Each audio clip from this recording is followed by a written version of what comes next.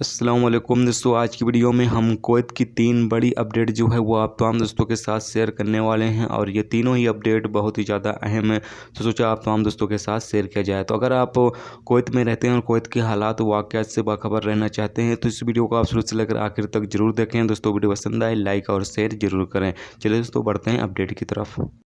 दोस्तों पहली खबर ये है कि कुवैत में मस्जिदें जो हैं वो 10 जून से ओपन की जा रही हैं। 10 जून से जो लोग मस्जिदों में नमाज अदा करना चाहते हैं वो लोग जमात के साथ मस्जिदों में जो है वो नमाज अदा कर सकेंगे। इसके अलावा यहाँ पर बताया ये भी गया है कि जो रेसिडेंशियल एरिया है वहाँ पर जो मौजूद मस्जिदें हैं वो फ़िलहाल अभी ओपन नहीं की जाएंगी, उन्हें फ़िलहाल वक्ती तौर के लिए बंद ही रखा जाएगा। इसके अलावा यहाँ पर कुछ मिनिस्ट्री ऑफ औकाफ की तरफ से कुछ रूल्स रेगुलेशंस बताए गए हैं। यहाँ पर बताया ये गया है कि जो मस्जिदें हैं वो नमाज से 5 से 10 मिनट पहले खोली जाएंगी, जबकि नमाज के 10 मिनट बाद बंद कर दी जाएंगी। और यहाँ पर मस्जिदों में जो वजू खाना होगा वो बंद रहेगा, लोगों को अपने घरों से वजू करके आना होगा। इसके अलावा अपने साथ जो है वो जानमाज भी लेकर आना होगा, जबकि मस्जिद में दाखिल होते वक्त जो है वो मुँह पर मास्क का भी इस्तेमाल करना होगा और दाखिल होते वक्त हाथों को साफ़ करना होगा। जबकि यहाँ पर 15 साल से कम उम्र के जो बच्चे हैं उन्हें मस्जिदों में आने की परमिशन नहीं होगी।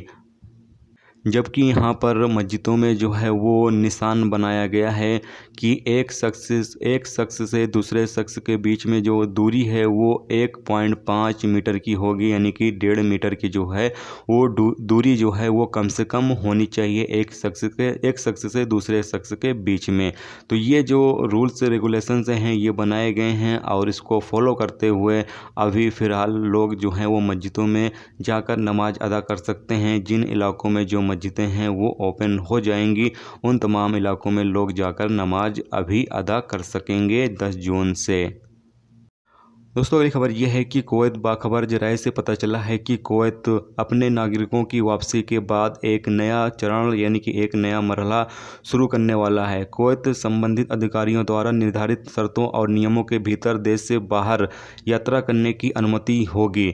जराये ने इशारा दिया है कि यह उपाय कई नागरिकों द्वारा विदेश यात्रा करने की इच्छा व्यक्त करने के बाद की जा रही है, यानी कि कई कुवैती शहरी जो विदेशों का सफ़र अभी फ़िलहाल करना चाहते हैं उनके लिए यहाँ पर जो फ़्लाइटें हैं वो शुरू करने की जो बंदोबस्त है वो किया जा रहा है।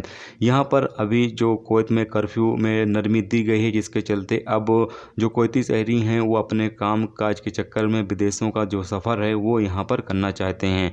जबकि जराये ने यहाँ पर उम्मीद ये भी जाहिर की है जब कुवैती शहरी विदेशों का सफ़र करने लगेंगे तो धीरे धीरे जो एयरपोर्ट है वो खुल जाएगा और आने वाले टाइम में जो एयरपोर्ट है वो पूरी तरीके से खुल जाएगा, जिसके बाद कुवैत में मौजूद जो अजनबी लोग हैं वो लोग भी अपने मुल्कों का यहाँ पर सफ़र कर सकेंगे। उनको भी जो रूल्स रेगुलेशंस हैं उसके तहत उनको अपने घर यानी अपने मुल्क जाने की यहाँ पर इजाज़त दी जाएगी। लेकिन आपको यहाँ पर बताते चलें कि अभी जो है वो कुवैती शहरियों के लिए खोला जाएगा शुरू में। आने वाले टाइम में इंशाल्लाह अगर सब कुछ हालात सही रहे तो इंशाल्लाह जो अजनबी लोग हैं उनके लिए भी एयरपोर्ट जो है वो खोल दिया जाएगा, जिससे जो लोग सफ़र करना चाहेंगे वो लोग सफ़र कर सकेंगे। जबकि यहाँ पर आपको बताते चलें कि DGC के अधिकारियों द्वारा एक बैठक की गई है जिसमें कमर्शियल फ़्लाइटों के ऊपर भी यहाँ पर फैसला लिया गया है और कमर्शियल जो फ़्लाइटें हैं वो कुवैत में 3 मरहलों में चलाने का यहाँ पर फैसला लिया गया है। पहला जो मरहला है यानी कि पहला जो चरण है उसमें 30% तक जो फ़्लाइटें हैं वो चलाई जाएंगी कमर्शियल, जबकि दूसरा जो मरहला होगा उसमें 60% तक जो फ़्लाइटें हैं वो चलाई जाएंगी, जबकि तीसरा जो मरहला होगा उसमें मुकम्मल तौर से यहाँ पर फ़्लाइटें जो हैं वो स्टार्ट कर दी जाएंगी। अगली खबर यह है कि कुवैत पुलिस ने एक इंडियन शहरी को जो है यहाँ पर गिरफ्तार किया है, जिसने अपने हमवतन इंडियन शहरी को ही जान से मार दिया था, यानी कि उसकी हत्या कर दी थी। और यहाँ पर कुवैत पुलिस को काफ़ी टाइम से इस मुलजिम की तलाश थी, जबकि आखिरकार कुवैत पुलिस ने इसे गिरफ्तार करने में कामयाबी हासिल कर ली।